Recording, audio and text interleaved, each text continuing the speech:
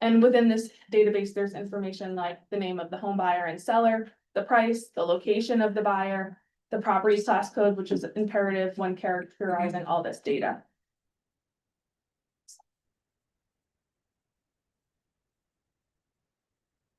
Okay. In 2024, there were approximately 6,500 single-family homes sold in the region at a median sale price of $300,000. So you can see in the pie chart to the left, most homes were purchased in Albany County, but followed closely by Saratoga County. For missing middle home sales, there were significantly less purchased, with approximately 1,360 homes purchased at a median sale price of $228,000, so about $100,000 less than single-family homes. Albany County consumes almost half of these purchases, probably because there are more of these properties located in Albany County. And Saratoga County has the least amount of the piece of the pie at 9%, and Schenectady and Rensselaer are tied at 21%. Between 2023 and 2024, we see a very slight decrease in single-family homes purchased and a very slight increase in missing middle homes purchased. We have collected this data starting in 2019 and tracked the number of both single-family and missing middle homes purchased, which is shown in this chart. Both housing types experienced a peak in 2021 and have decreased slightly over time since that point.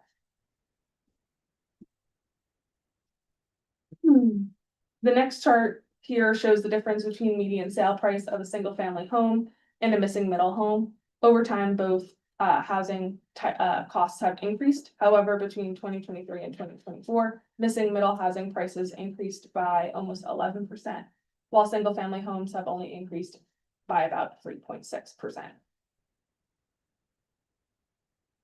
Another interesting bit of this report takes a look at investor activity in the region, and we can determine this by who's purchasing the homes. Do they have an LLC in the name? Incorporated? Are they a corporation? And these designations typically indicate that the property was purchased for rental, resale, or other investment purposes. In 2024, approximately 360 single-family homes were purchased by investors in the region, and 393 missing middle homes were purchased by investors. Interestingly, between 2019 and 2020, investors were more interested in single-family homes, but that kind of changed moving forward, where they became more interested in purchasing missing middle homes. In 2024, 10% of home sales were made by investors in the region. This chart looks at out-of-state investment activity in the region. Similar to the previous chart in 2019 and 2020, out-of-state investors were more interested in single-family homes. There was some switching up between 2021 and 2022. However, there's been a clear trend between 2023 and 2024 of out-of-state investors purchasing these missing middle properties. In 2024, out-of-state investors purchased 70 missing middle properties and 32 single-family homes. Of these 70 missing middle properties, 60% of them were located in Albany County. So this report, I really quickly looked at the data we have for the regional level. However, in the report, we have this broken out into counties and even municipal level data. So I really encourage you to take a look at both of these analyses on our website. And I would love to open up the floor to any questions or comments about these reports or just housing in general. Yeah. Do the housing trends follow the population increases or decreases parallel? Or is there a noticeable gap at points for people moving into the area and housing availability? What would you say, Mark? I would say they follow a similar trend between growth. Yeah, I would say they follow a similar trend, but they are very distinctly divorced, because one is looking at economic factors and the others the demographic factor. Certainly you would assume that there would be more competition for housing the higher the population is. But we see with growth and development in the region, particularly with single family homes, that single family home development still outpaces the rate of population growth. So in that category, there's always an ample market to absorb the increase in population in the region. And what's more, the thing driving population increase in our region has been historically international immigration. Because our region is losing, just through natural processes, more population of older people than people being born in the region. And the only thing that's sort of counteracting that is the international immigration. The people moving out of the region and coming into the region are relatively the same, but pretty much on par. There is a report on our website called Talent on the Move, which looks at job flows in and out of the region. So that would be my too long answer. I will provide a prelude that the next housing report that we will be putting out will be taking a look at 411 property class types, and those are the large apartment complexes. So reason why that's important for a transportation discussion is, where do you want to have large apartment buildings in the region? You want to have them in places that are served by transit, served by in cities. Because the consequence, if you don't have them there, then you're just building concentrated sprawl. Because you're building an auto-dependent island on itself and creating more stress on the transportation infrastructure, creating traffic and more pollution. But unfortunately, that's kind of what we're seeing in the region. We're seeing a high demand and growth of large apartment complexes in the more suburban and exurban communities in the region. Any other questions for Maddie? I was trying to follow on the graph. After COVID, the housing market has expanded, at a rate higher than income, but I didn't notice the gap. Did the gap increase since 2022? You wanna pull it back up? I know that there was a spike. Yeah, spike in 2021 for housing costs increased then, and that trend has continued up. But the one. most significant increase happened in that 2021 year. Yeah. The next one. The next slide, yeah. This is the one you're referring to? This is the gap That's the gap.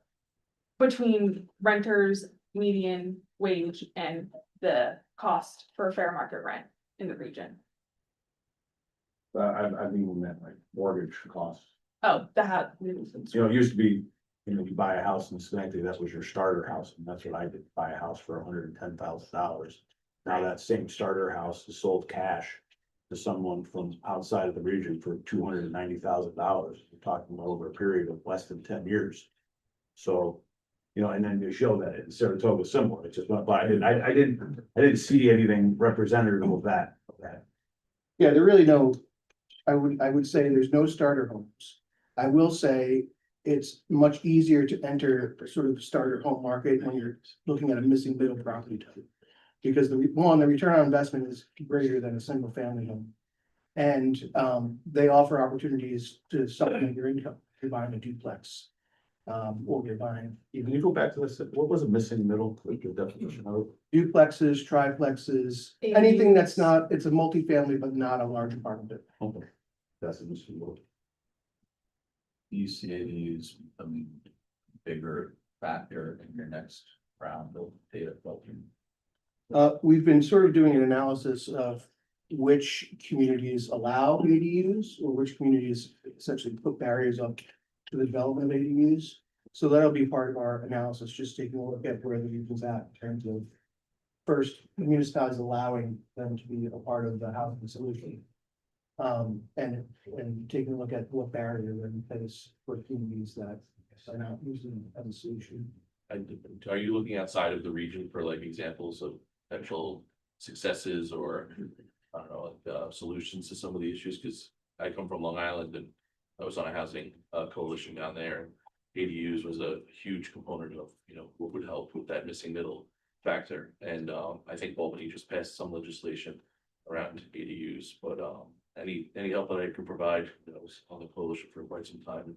Very familiar with the missing middle conversation. California has a lot of progressive policy around ADUs, so Stuff like that. I've been looking at them as kind of the gold star standard for ADUs. And there is a designation now called a pro housing community. Yeah. And one of the steps towards that designation is allowing ADUs as a right and single family home parcels. Certainly they're a key part of the solution, because there are still challenges to the development of ADUs, but definitely they expand, and they're easy way to expand the housing market. Especially the affordable housing market for people, but issues like, whether or not they can use of short-term rentals is a big thing when you're talking about ADUs. There was a lot of restrictions that were placed on that to limit the number on Long Island, not necessarily key to safety or health. To me, that was the major focus of where those limitations should have been, whether it was limitation from a wastewater perspective or safety as far as, making sure that there's proper fire, protection if it's a below level type of unit. But unfortunately, Long Island, how densely populated it is, a little late to the game when it came to their addressing the ADU unit. So hopefully they can figure it out, but Right. to try to help make sure that it's not too late to the game up here. Your comment on the impact of the infrastructure should not be understated. The Albany County law, basically the Albany County incentive or law, just basically says if you build an ADU, we're not gonna raise your county taxes because you did it. Well, and then honestly, that's a lot of the, I guess, hesitation on Long Island was the fear that if you, embarked on that process and that now they're trying to legalize it or make it more approachable, that you didn't open the door to more code violations and fees, like it would be more of a holding of the hand and helping you make sure that the process that you've already undertaken is legitimate and legal and safe. So I think it's a great step in the right direction from an Albany County perspective. So. Any other questions for Madison? Mark, are you looking at other regions in the country, how we compare to other? I think our common Metros. goal, we're taking a look at national, but that's something certainly that we can do. There was a housing analysis that was done. There are housing analyses, more in-depth housing analysis that have been done for Monroe County, Erie County, and Onondaga County. So that's Buffalo, Rochester, Syracuse. Our region has not conducted one, but there's some data that is similar to those reports, and we've taken a look at. The primary driver in upstate New York is that we have a perpetual soft housing market, which means the appreciation of housing values, even though they have gone up substantially most recently, is not necessarily keeping pace with, say, the rate of inflation. So, and compounding that, the existing housing stock is basically the only quote unquote affordable housing stock for single family home entry. The cost it takes a builder to build a new 3-bedroom with an attached garage is in the $400,000+. And that's not a fancy home, that's just what it costs to build it. Which is why you're seeing so many developments focusing on the McMansion type of developments, $550,000, $650,000, because they can make money on that. A lot of those developments, we're also seeing the developers are sort of hedging their profitability by asking for variances to include multifamily within that those larger home developments. So a lot of the development we're seeing is McMansions with condos. Because the developers have realized that that's the profitable model right now. You're not seeing starter home communities being developed. A lot of it's infrastructure expense, right? To build a road and sewer, what if you're at $2,000 a foot or something now, it's, so. Do the math. If you've got 100-foot frontage lots or whatever. Just to put the infrastructure in is Yeah. very expensive. And everything. So it drives the cost, Right. the subdivisions we see, it's. It's just, plus all our regulations, and we have strict environmental regulations and. And Now the all. you're looking electric at probably $700,000, seems most new construction is Mhm. inching up towards that. Which is. I don't know where these people come from, but to buy it, but they sell. Mhm. Really fast. So which is surprising, it's almost surprising to me, like, everything that gets built. As expensive as it is. It's not on the market very long. So it's tough for me to wrap my head around it, Mhm. because we have this affordability issue, but if you build something that's $700,000, it's going the next day. Yeah, the haves have the most options that they've ever had. So, And that ties into why, we're supporting this work. Because when we're thinking about our emotion plan and transportation options and transportation affordability. The more the cost of housing becomes a bigger piece of the pie that the renter or the whoever it is, the individual has to pay. Transportation costs are also high, right? Because a lot of folks still rely on cars in this region and they're not cheap to drive anymore. So we are concerned looking at it, that interrelationship, and we'll be, certainly partnering with CDRPC to do more of this research. And how it can tie back to perhaps some educational materials to share with local governments. Because I think this is gonna be important information for everybody to know. To your point, yeah, there are a lot of costs involved with building new. That's why we've always, over many decades here at this office, kind of promoted trying to build things where the infrastructure is. Right? well, this infrastructure's there. Yeah, And we're just talking extension, these are, everything is being built where you have sewer, water. right, but if that That's goes like- extension, Yeah. it's still new. Yeah, You're not correct. in places that already exist, so, I think that's. Kind of the research that we're trying to wrap our heads around a little bit too.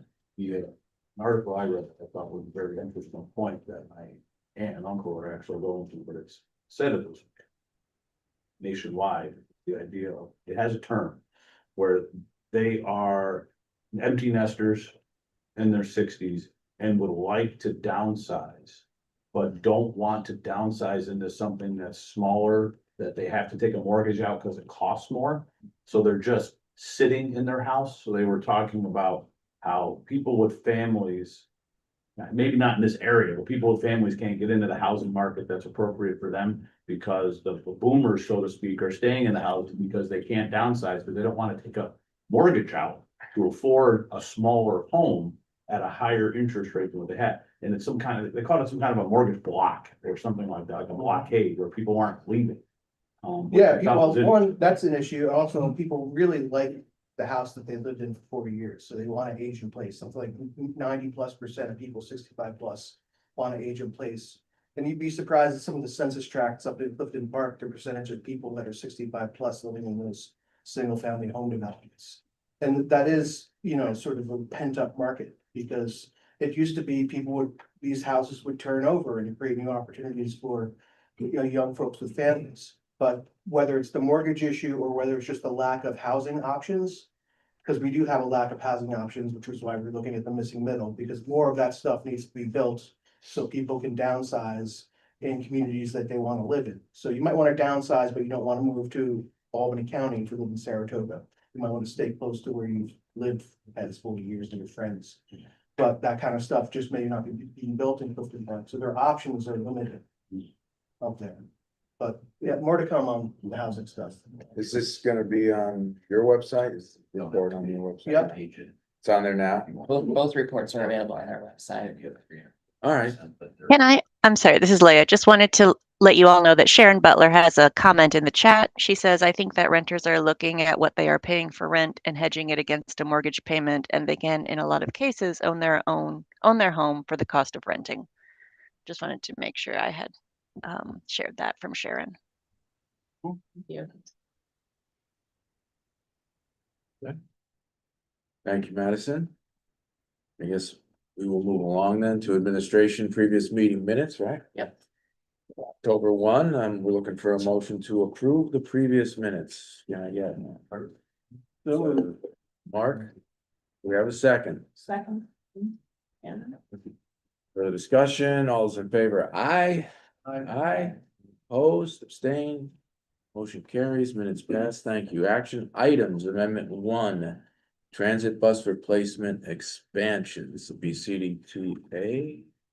Turn it over to Melissa.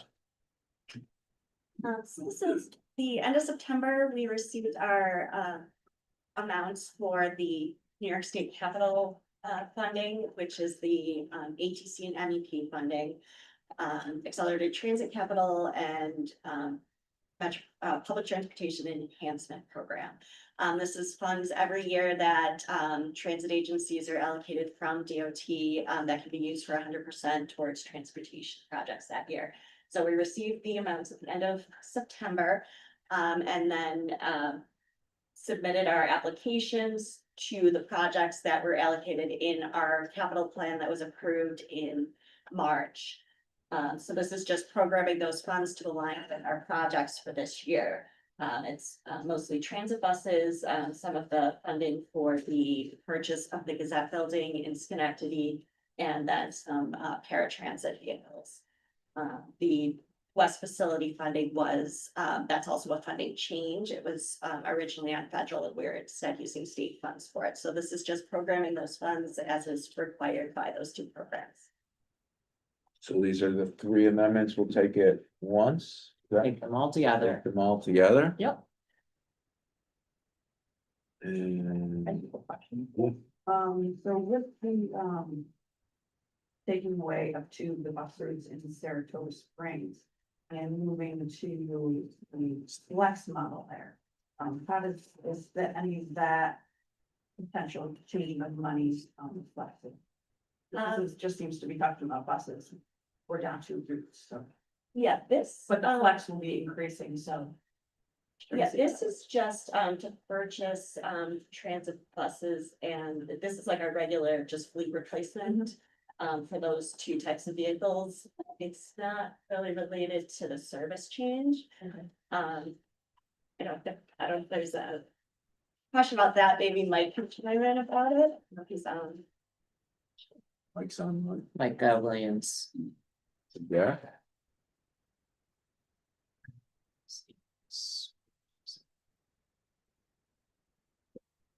You might be multitasking. Michael, are you there? Mike Williams?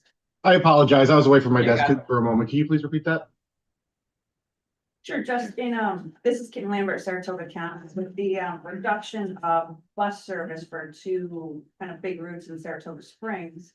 And then going into the more flex model for those two routes. I didn't know if any of that money is, reflected within any of the amendments that you have here. Cause you're looking to purchase buses, but, No, enough- no, it's not. I don't believe so. That is, yeah, it's handled separately. We would move forward with that project, independently of these amendments. So the amendments themselves, it's really administrative. I'll call it an adjustment based on new funding that was awarded to CDTA from the state.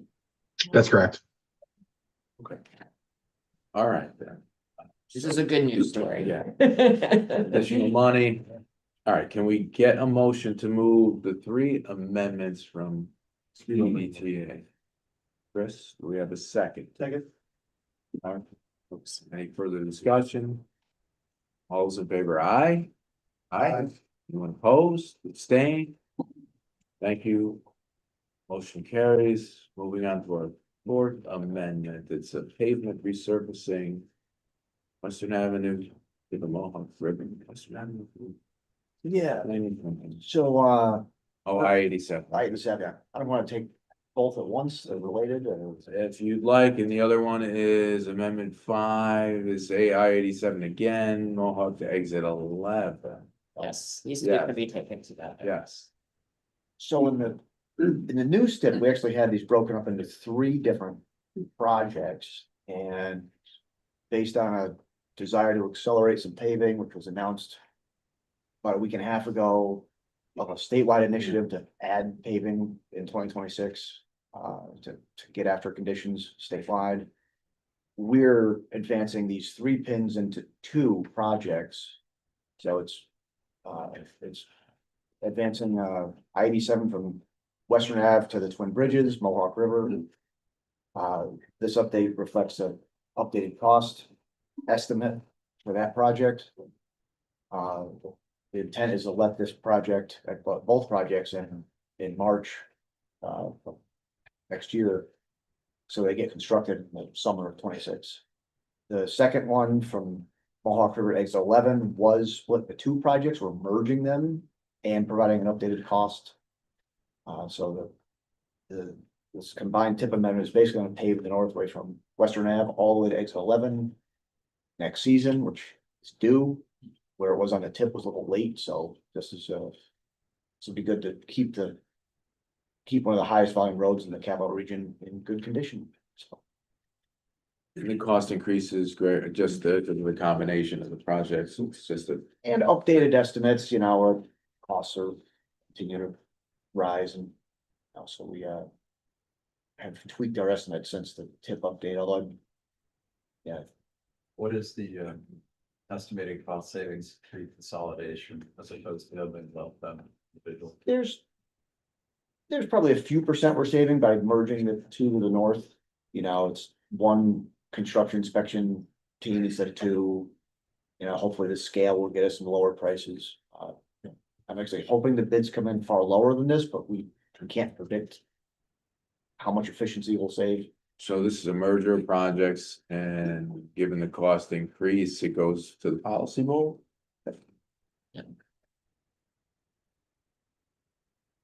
Any, no questions?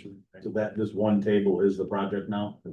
So there's two tables. This is table one for the first piece in Albany County, and this is the table for the Saratoga County. For the merged. For the Saratoga County. merged project, yep.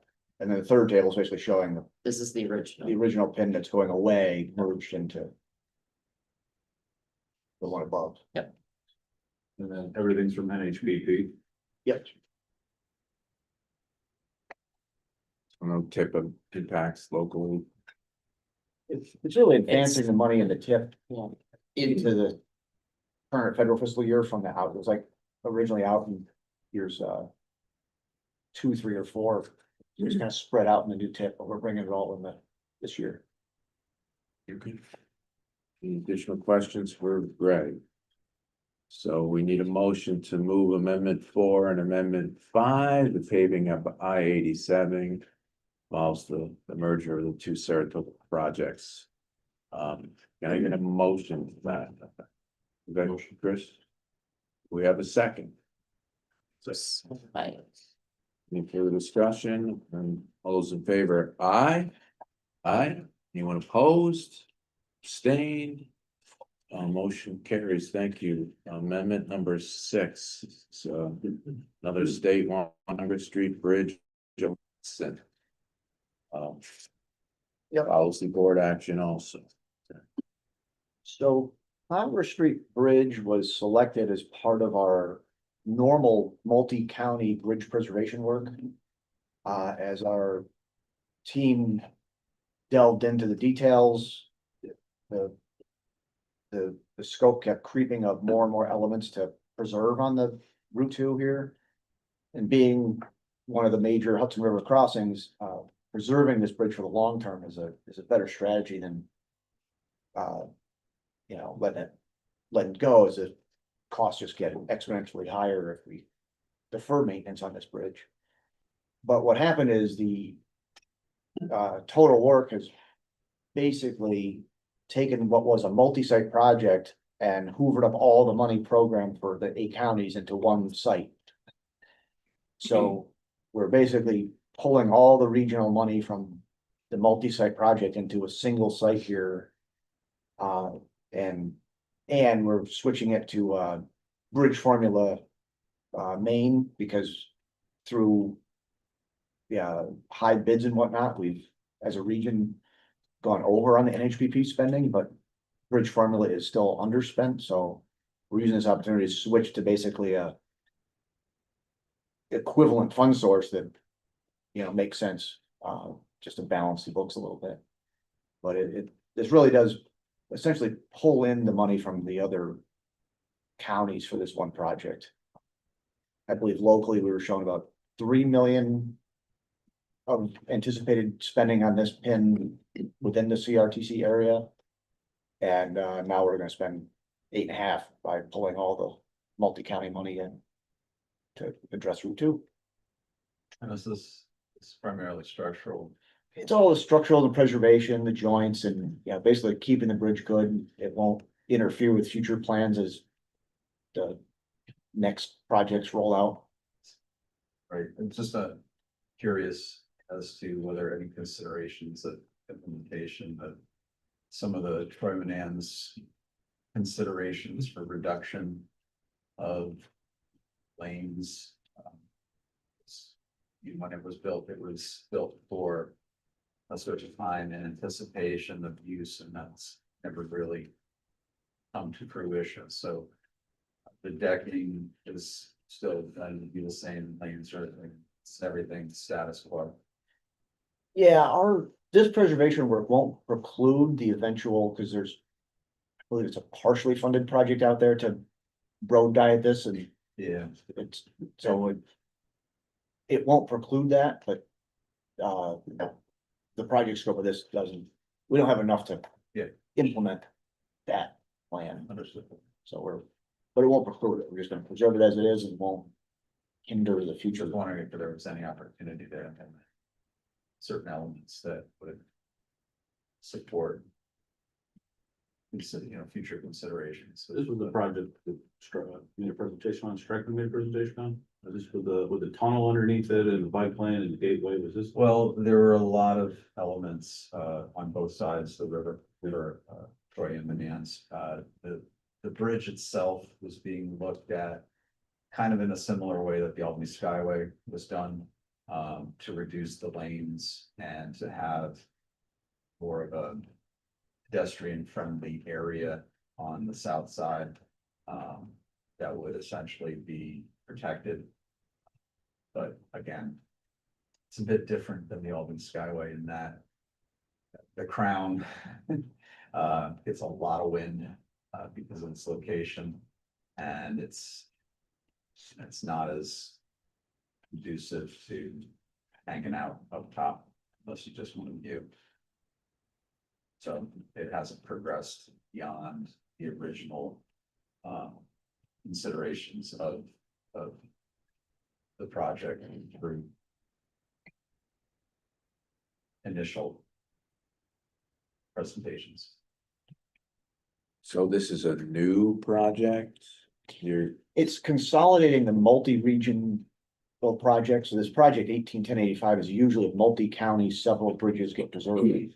And this one site is basically Gonna take up all. take up all the funding in one location, so because it's now in one location within the MPO, we wanted to make it clearly shown as a single site project here. And just to clarify what you mean by taking all the money, it's just for the 1 year, correct? For 1 year.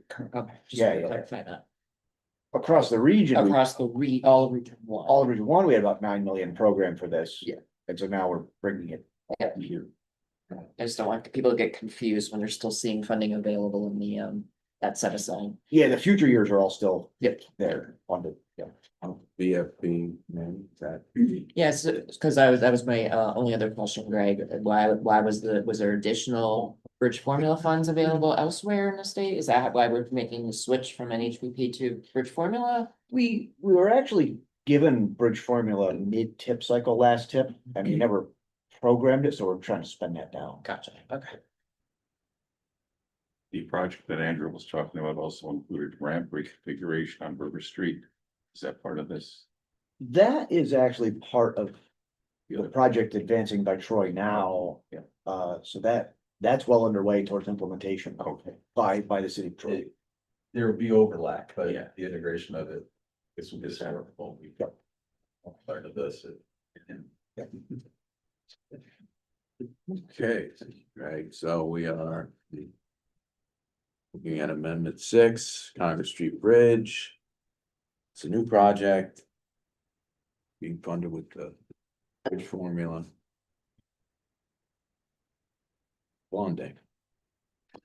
We get a motion to approve NISDOT's request. Motion. Thank you, man. Do we have a second?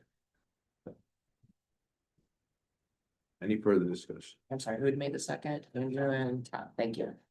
Any further discussion? Those in favor, please say aye. Aye. Opposed, the abstentions. The amendment passes, thank you. Move on to discussion items. Tip amendment guideline revision. Yeah, so we did have a minor change in the agenda today. We had that on there for action. We're just, I'm gonna give you a brief update. It'll be very brief. Because we're still working through some of the options, for how we want to revise our TIP amendments to address what we talked about at the last meeting, which is what happens when we get a discretionary funding award. And sort of new money comes to the region, but we have to move quickly. So I'm gonna be bringing that to our policy board members for discussion, because ultimately, really, it's their authority that we're deciding. So stay tuned. We're doing some more research on some of the ideas that you folks presented at our last meeting. Hopefully we'll have some answers in January. Yeah. Yeah, that's it. All right. It's easy. Easy peasy. Easy peasy. Transportation Council Performance and Expenditure. Yes, so every 6 months, we are required to provide an update, basically a progress report, for lack of a better way to say it, on our funding. That is available on our website if you want to look at the details, but just a few highlights and no surprises probably to the people in this room where we spent our time in the last 6 months. Was doing a TIP and doing a long range plan and finishing a Vision Zero safety action plan. So those obviously took a significant amount of staff time here. In addition to that, we completed 4 linkage studies in Voorheesville, Castleton, Rotterdam, and Milton. Andrew completed 8 GIS reviews in Malta and Colony. We obviously partnered with CDRPC on the housing studies. Now, a lot of good work coming out of CDRPC. We've collected numerous traffic count data through our traffic count on demand program, which is still available to local governments if you do still need counts, whether they're bicycle and pedestrian counts or motor vehicle counts or other types of counts. And then our technical assistance program, we completed 4 studies, including one that CDRPC largely led. 2 are underway, and we're gonna present a little bit more about those shortly. I did want to mention one program that we do have that frankly is in jeopardy at the federal level. You may recall that we house a Clean Cities program here through the U.S. Department of Energy. The funding has been withheld on that over this last year. I don't have high hopes that that program is going to continue, so we may be discontinuing the program as is and reframing what we do. The work that really what that program is intended to do is be agnostic about different alternative fuel types and encourage changes in our fleet mix beyond just electric vehicles, but other types of fuel types. And it just doesn't sound like that program's likely going to continue. So we may be revamping that. But other than that, we're on track. And that's like I said, you can read the details on in our report. Thank you, Sandy. Technical Assistance Program, I think. So again. Yep, back to you. so Andrew is gonna kind of lead us through a presentation today that sort of summarizes some of the work we've been doing in the technical assistance program, to kind of share with you obviously what we've been doing, but also maybe to inspire some ideas from you folks, because we do have capacity to take on more projects in partnership with CDRPC. So we'll turn it over to. Okay, good afternoon. Yeah, we wanted to give an update on what we've been working on in the technical assistance program. We wrapped up a few projects over the summer. And we wanted to present them now. So if you could go to the very first slide. The first project we wrapped up, we worked with Town of Fallston. At their request, we examined 3 intersections of concern in the Town of Fallston. Intersections of safety concern. Pictured up in the top right there is the intersection of Round Lake and Benedict. Which is a very sharp curve on Round Lake Road, one of several sharp curves as you drive on Round Lake. But they wanted us to look at Middle Line and Brookline Route 50 as well. We got traffic count data. We pulled all of the crash data, examined 5 years of crash data at each site, and conducted field visits as well. And we were happy to compile all this information into a tech memo that we presented to Town of Fallston, and they worked with Saratoga County to put recommendations that we made for the first 2 intersections into their roadway departure safety action program application, which was awarded funding earlier this year. So we're happy that this one had a good outcome.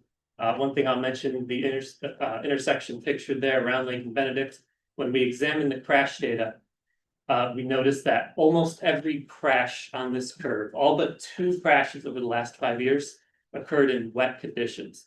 Now, it's very rare to see. Usually wet condition crashes are maybe a quarter or a third of the crashes at an intersection.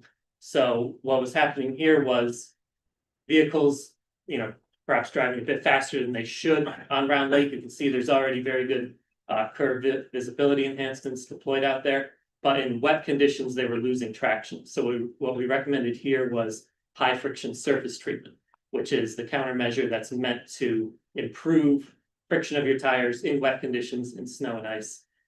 So hopefully, because 90% of the crashes at this intersection were in wet conditions, hopefully the high friction treatment that they were awarded funding for will help treat those crashes that we're seeing. Is that an apartment building? Yep, so on the right there in the aerial, that's a fairly new apartment. I think it's a few years old. There's actually a very steep downhill bank there between the road and the apartment as well. So there's a very high roadside hazard when the vehicle does leave the road. If it's unable to correct, it will go right into that part. It's pretty steep.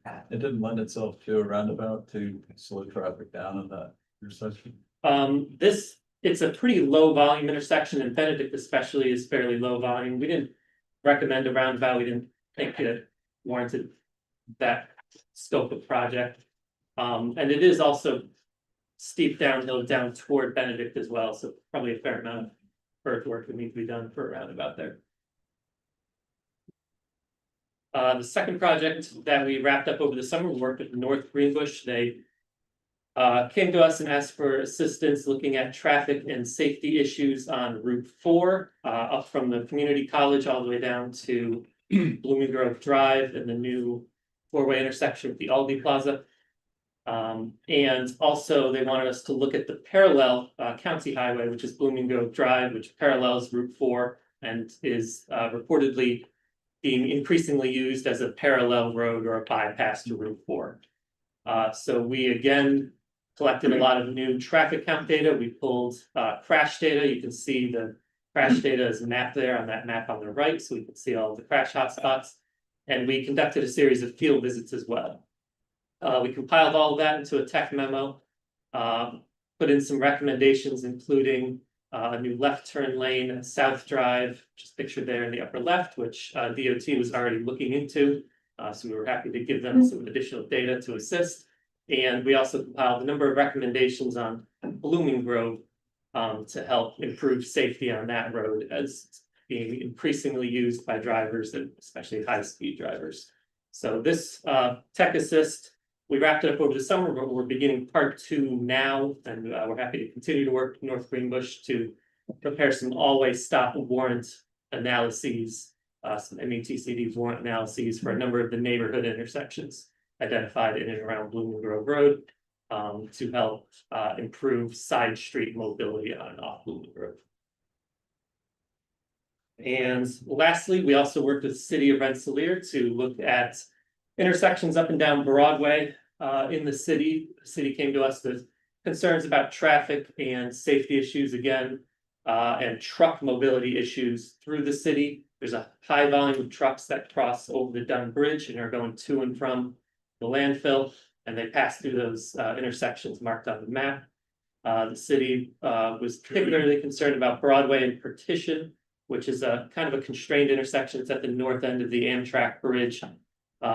Very little room to maneuver, but these large tractor trailers come to and from the landfill and make very wide turns crossing the stop bar at that intersection. So ultimately, we weren't able to totally solve the city's landfill truck issues forever, but we did look at, we prepared a number of improvements at each of these sites. We also looked at all these 787 concepts and tried to identify how moving the Dunn Bridge would impact truck travel through the city to and from the landfill, and which concepts we thought might shift the traffic in a beneficial way. One of the good short-term outcomes from this tech assist was we noticed a signal timing issue at the north Dunn off-ramp bridge, which is the one right in the park. There was a signal timing issue there where a movement was being shown red even when there were no conflicting movements. So the northbound traffic would stop at a red light, but there were no conflicting movements, and so traffic was backing up needlessly. We brought that to DOT's attention and they fixed it very, very quickly. So now the northbound traffic is flowing a little more freely on Broadway. So that was the third one we wrapped up over the summer. I'll turn things over now to Sandy to talk about one of the ongoing Texas.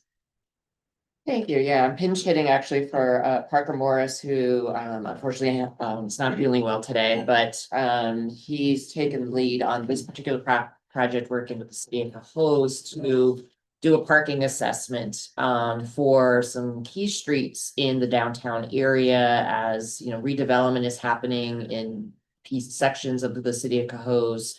Really looking at Remsen, Ontario, Main and White. And we went out and did some field work, met up with city staff to kind of walk the corridors, take a look at vehicle occupancy rates in the field in terms of parking spaces. And you know, as you might imagine, in a place like that, you know, the city is constrained by having a lack of parking spaces, both on street and off.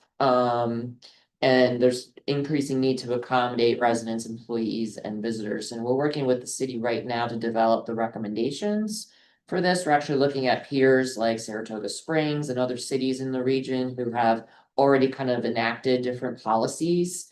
So we're drawing upon that work to kind of give the city a range of options to consider whether it's getting into better striping the parking spaces we have to ensure that we're maximizing the street use, having better time of day management, enforcement, and possibly even thinking about options like getting. I don't know why I did that.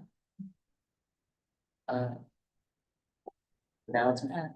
It was wild. But you know, hopefully dipping our toes, possibly, at least putting the idea out there into some kind of a paid parking structure. Maybe they're there, maybe they're not ready for that yet, but these are the recommendations that we're looking at for the Cohoes parking assessment. I'll turn it over to Adam, who will talk about this project with the city of Albany. Thanks, Sandy. So in partnership with CDRPC and at the ask of City of Albany, we conducted a spatial analysis at the neighborhood level. As you can see here, it's just an image of a map that was created as a result. We're looking to figure out the best places to install on-street EV charging. And in order to do this, we conducted a thorough review of relevant pilots, studies, and summarize the best outcomes and key findings and recommendations that can be found in our memo. We also collected existing condition data, including EV ownership data from the DMV, utility pole and streetlight pole location data from the city of Albany, as well as capacity data from National Grid. So in order to create that, gotcha. Yeah. So in order to create this map, we Thank you to the team at CDRPC. Yeah, absolutely. Yeah, done without their help. In order to create this map, we had 5 different criteria. One of them being that we looked at blocks comprised of 50% or more renters.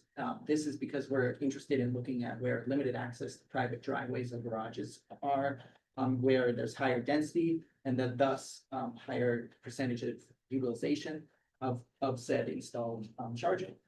We also looked at excluding commercial zones as per the guidance of the lit review, given that it was recommended to look at side streets over main avenues in order to not conflict with businesses parking.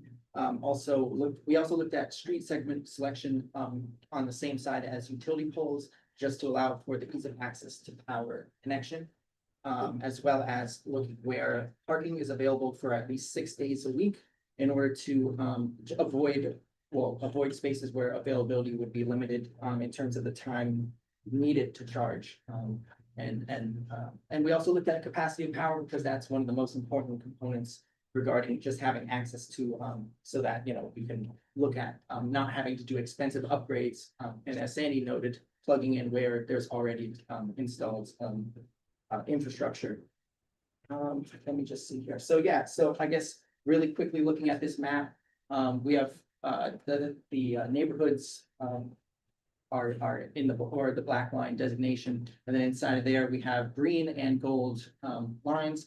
The green lines represent primary candidates. They follow all of the criterion that I mentioned, as well as having the most electrical capacity at so that's three phase lines for distribution. And then the secondary candidates are in gold, and they have well, they meet all the criteria, but are located along single phase or double phase or two phase distribution lines, which might somewhat limit the capacity, but still can be well, you can still deploy chargers there. It's just we're giving you where the highest capacity is at. And part of that was also looking at level 3 charging installation components as well. While this is only focused on level 2 charging, level 3 charging, our criterion was looking at anchor institutions, given that those are areas where they might be willing to have EV charging installation happen, as well as looking at where parking itself is available. So if we did a visual analysis of an overview of that, as well as also looking back to our capacity map and say, where is it feasibly able to connect given capacity limitations? Yeah. So yeah. looking at the information, presumably creation of a charging station at a traditional parking spot would reduce that parking spot for internal combustion engines. Correct. What is the net reduction in total parking for all vehicles then by implementation of the EV charging stations? So, yeah, so that was definitely one of the methodology points where it's mentioned that you should definitely look at certain neighborhood sections in a vacuum where you're not necessarily going to install a lot of stations all at once in one neighborhood section until it's economically feasibly proved out that you're actually getting return on usage and high utilization. So that, even though it is a worry that you are going to be replacing a parking space with a charger, it's just presume that if you follow the actual recommended stepping stones of installing chargers at a very slow pace in that sense, and not in spread, well, actually more of a spread out pace rather. But yeah, that's definitely a consideration. At the same time, if you're following our methodology, you're actually avoiding doing that because you're not going to install a bunch of stations in one section all at once. And you looked at cluster housing with apartments and such and applicability of implementation of charging stations there. Do you find that in apartments, say, there is a greater concentration of EV vehicles, or what's So, yeah, are EVs owned by property owners or renters, or what's the percentage? So we did, well, I don't have that exact stat ready to go, but we did look at the DMV ownership, current ownership data, and so that's split up in by zip code, because that was the best that they could do it for us, but that's available in our analysis. I'm not entirely certain whether that overlapped with the renter density, but we did include that just to have that, like you're saying, as like, well, what's the current existing condition point? Whether there's the chicken and egg situation, we have yet to see, but I think it's definitely a consideration given the income situation of those who are, as we saw that housing analysis, there's that, yeah, both wage, so yeah. And I think that the city focused on these neighborhoods for a couple of reasons. One, they were looking for opportunities to integrate chargers in locations that may not have higher incomes to spread where increase the access essentially. And then secondly, places where they don't have driveways. So a lot of these streets that are being shown on this map are locations that the property owner doesn't have a driveway. And it, there may be, and we will, is this product finished now, you guys? So we're just waiting for feedback from the city. Yeah, we're just about ready to kind of launch this report publicly, but once we do have it, it'll be available on our websites, plural. But you're welcome to take a look at it, particularly those of you who have settings in urban areas where you don't have off-street parking opportunities to integrate the electric vehicle charging infrastructure. And I think we made some connections. Mark's office did a great job connecting to some folks. Madison did a great job of connecting to some folks who work for National Grid, even in some other states. That kind of gave us some tips on how to approach our local folks about citing these chargers and the types of technologies that can be used in these settings. So I think we're gonna be learning a lot more. And you know, again, this was meant to inspire folks about the range of things that we can do in technical assistance. And I think, Andrew, you had one more slide that you wanted to. I just wanted to mention something ahead. about Yeah. EV chargers in the research. And the city of Albany has also partnered with a company called Voltpost, doing work up in Glens Falls. And their solution to curbside EV charging is really limited. These, I'll just show you on my screen, these are devices that mount about 12 feet up on a wooden utility pole. The charging wire drops down after you click on the QR code. So that obviously keeps the technology out of the winter, out of the snow. It also prevents the potential for vandalism. And the install price for these units is about half, if not less, than doing a pedestal mounted EV charger. So just something to consider if you're looking at curbside EV charging in the future.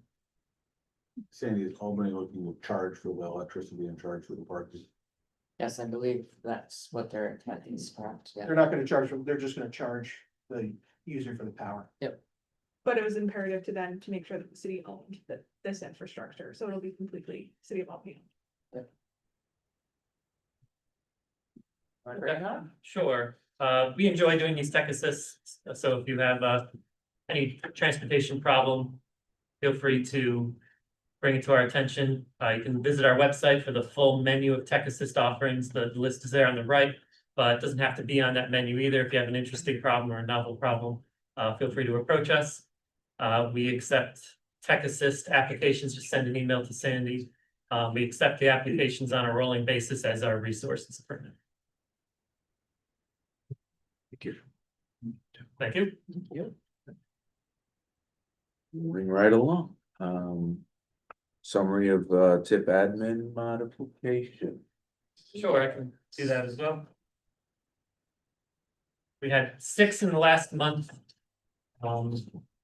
Nothing too exciting. What I'll say is the new 25 to 30 tip isn't live yet. So we're still doing a lot of changes to bring projects into the current fiscal year FY26. A lot of these changes were already made on the new 25 to 30 tip. So as soon as that's live, we should be doing less of those types of changes. But if you have a project that's ready to advance now, and you want to get it obligated now, we're still working under the 22 to 27 tip for about a month or so longer. So bring that to us and we'll do an admin mod to bring it into FY26 so you can get the project obligated right away. So that's all for me. Okay. NISDOT project delivery, right? Yeah, we recently had a couple of bid openings. We've let the Central Ave preservation and drainage rehab project, and the bids actually came in a little below our estimate. So it came in at 6 million versus a $6.5 million estimate, which was welcome news. We then also bid, it's a state funded project in combination with some Parks and Trails money for Green Island Bridge to part of the project to make a connection from Troy to the Empire State Trail. We added in a signal replacement and some safety reconfigurations on the Green Island side. Unfortunately, we got no bids. So we're gonna package that with a multi-site pavement project that is a very popular one for contractors, so we'll get bids one way or another. It's one way to do it, right? And then upcoming is it's gonna be a busy paving season around the box of Albany, because we're also letting the I-90 pavement resurfacing, which will finish I-90 between 87 and Corporate Woods. That's bidding tomorrow. And then the Riverview and Nelson Ave bridge replacements are bidding a couple weeks after that, so. Busy getting those projects out, so. The corporate woods overpass, is that anywhere near completion? Bridge, You've got the lane shift underneath the overpass. It's the same. we should be out of the, we should be out of the way for snow and ice season, so knock on wood, we're very close. That we don't like leaving those up once the snow flies, so. All right, thank you, Greg. Status of regional transportation planning issue. Yes, we largely completed the Central Avenue West Corridor study. So that report, it should be available on our website. Yep, it's complete now. So make sure that's posted if it's not already. We are just dotting the i's and crossing the t's on the Broadway flood resilience study, which was presented here not all that long ago. We're working with the municipalities to adopt the findings of that study now, and we should be posting that. And that the effort should be completed in the next week or two. So that project will be completed as well.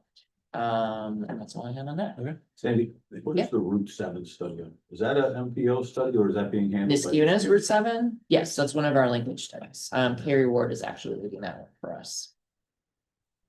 It's well along too. Yeah, that's I believe at the concept development stage, and I know there's a lot happening in that realm because it's a there's been some issues on Route 7 as we all know. So we hope to have a presentation on those ideas once things get further fleshed out.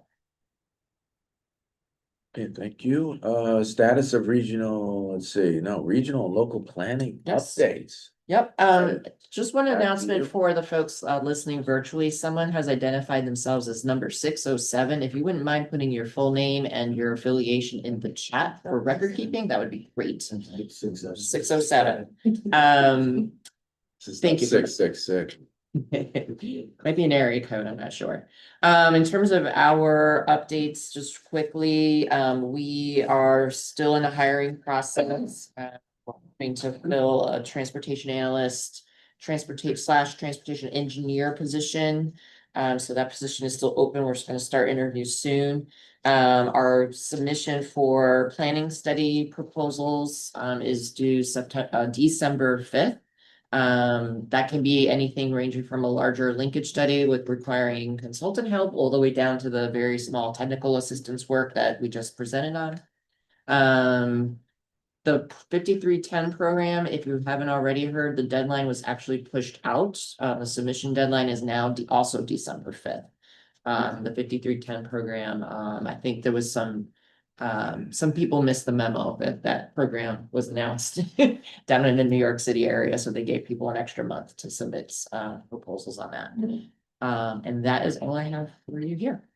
Thank you, Sandy. CDRPC Mark is left. Yep, so I'll just give the update really quick. We completed our regional action plan and its associated portal, which has greenhouse gas inventory and emissions per municipality, as well as the change in emissions from 2010 to 2022, so check that out.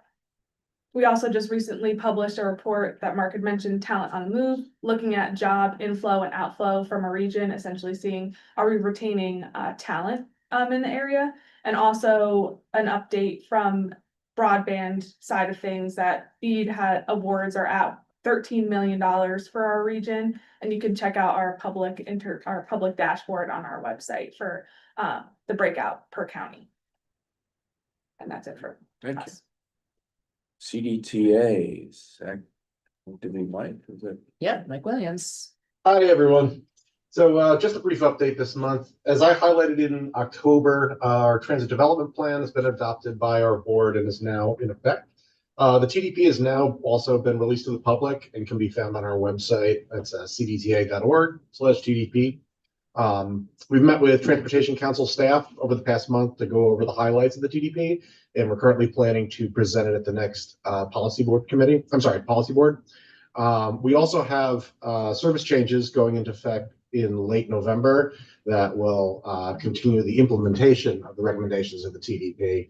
So as we discussed a little earlier on the item about our amendments, these include the conversion of 2 neighborhood routes in Saratoga Springs to flex on-demand service. And that's going to require a bit more in-depth education than just a regular service change. So we're doing more extensive outreach for customers right now and in the lead up to the rollout. That will include a public information session, which is next Wednesday at the Saratoga Springs Public Library. If anyone's interested in more detailed information on that, please feel free to get in touch with me directly and I'll be happy to answer any questions. And that concludes my update. Thank you. Thank you. NISDOT. Sure, we held a 77 open house back on October 21st. Pretty well attended. It sort of kicks off what to expect in a environmental impact statement process. Decent attendance, and our friends at Empire State Development are hosting their next open house on November 12th at the Albany Hilton. So that's all about the economic study going on. Being sister agencies, we're at each other's events, so I mentioned it. The 378 Pell study is a long-awaited Pell study, is going to go out for one last public review. We had to kind of back up in the process because we changed project limits and study limits. And we're finally near the finish line on that Pell study, so that'll be out for one last round of review very soon.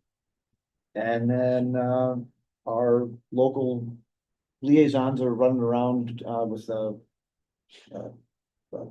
getting some project updates, catching up on project statuses, understanding where priorities may be shifting or changing, and trying to help just deliver the local program. So if they haven't met with you yet, they will soon. Any questions?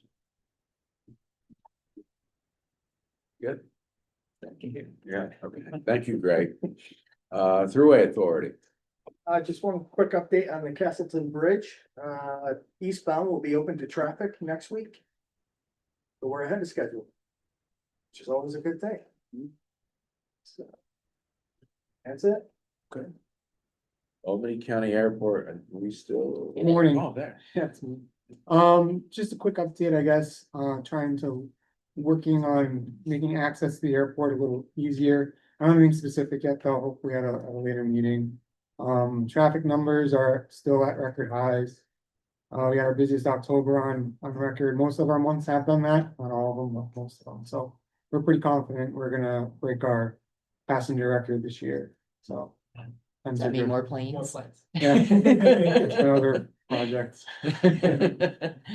How is the federal situation affecting air traffic? Locally, we're not seeing anything on our level, but we have friends and they're not sharing. It either seems to be very much getting in the way or it's business as usual. We're more towards the business as usual, knock on wood, keep it that way. But yeah. Right. Thank you. Albany Port District. Sean has left the building. Local government, other anything anybody wants to bring up? Want to say Franklin Street, Steve's seen it, it's going really well. It's a very city's first separated cycle track. It was a road that was constructed in the 70s, similar time of the Albany Capitol, with thoughts of grandeur for downtown Schenectady, and what we were left with was pavement width of 60 feet. So we were able to take back the pavement width, and it's come out very well. It'll be done in the spring. Try to do maybe an event there, Sandy. I work with you just because it is unique. And so now we're trying to work with the DRI program to fix the gap, which is the area around City Hall. So that's the last bit to make our connection all the way from Central Park to the Empire State Trail. Good. And then Craig Street is going out in a couple of weeks, which is our monster project. So it's the biggest neighborhood investment the city's ever made for public infrastructure. It's a $13 million project. We're working with the DOT on it to do a similar cycle track neighborhood connected Mount Pleasant, Hamilton Hill. So that's next couple of weeks, and probably going to be a very long project to finish. We're going to be doing some water line work and everything else, but very busy time. So the counterflow bike lane is in, that seems to be well received. Counterflow bike lane is in on Washington. We had it painted green. Yeah, it seems to be going well. That's a nice project. Wow, and The protected. it is not protected, so one way, because it's just so tight. It's in the stockade. But it is a better solution than what it was before with sending people all around. I haven't heard anything about it though. No, it seems to be working well, and I was down there the other day, people seem to be using it. Said it was painted. Yeah. A lovely green. It is, Lovely it is bright green. Yeah. Thank you, Chris. And also in Saratoga County, just a reminder, Wednesday, February 11th, we'll be having the city center, the planning and zoning. Our information for registration should, next few weeks, but save the date for now. Well, thank you. And no conflicts with us, right? Not this year. Thank you, Sarah. Yeah. Take note of the upcoming meetings and events. I'll see you December 4th. When do we get back together? So with this group will meet again after the new year. We will send an updated schedule for next year for the group, just so you have it as reference for your calendars. That's it. Yeah, All right. it's hard to believe we're there. I don't know what happened to this year, but wow. No, went fast. All right. Went fast. You got a motion? Adjourn? I'll make it. I'll make, I see Bill, Bill thank you. Trudell. I'll second. All those in favor, aye. Opposed, we are adjourned. Thank you, everybody. Yeah.